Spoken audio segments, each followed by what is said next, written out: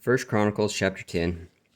Now the Philistines fought against Israel, and the men of Israel fled from before the Philistines and fell down slain in Mount Gilboa. And the Philistines followed hard after Saul and after his sons.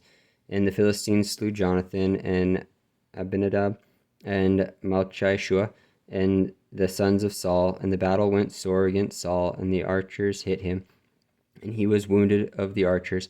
Then said Saul to his armor-bearer, Draw thy sword, and thrust me through therewith, lest these uncircumcised come and abuse me.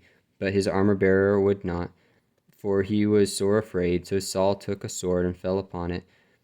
And when his armor-bearer saw that Saul was dead, he fell likewise on the sword and died. So Saul died, and his 3 sons, and all his house died together. And when all the men of Israel that were in the valley saw that they fled, and that Saul and his sons were dead, then they forsook their cities and fled, and the Philistines came and dwelt in them. And it came to pass on the morrow, when the Philistines came to strip the slain, that they found Saul and his sons fallen in Mount Gilboa.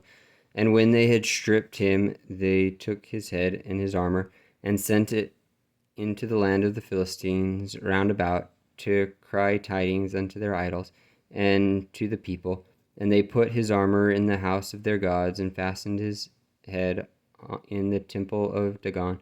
And when all Jabesh Gilead heard all that the Philistines had done to Saul, they arose, all the valiant men, and took away the body of Saul and the bodies of his sons, and brought them to Jabesh, and burned their bones under the oak in Jabesh, and fasted 7 days. So Saul died for his transgression which he committed against the Lord, even against the word of the Lord, which he kept not, and also for asking counsel of one that had a familiar spirit to inquire of it, and inquired not of the Lord. Therefore he slew him, and turned the kingdom unto David, the son of Jesse.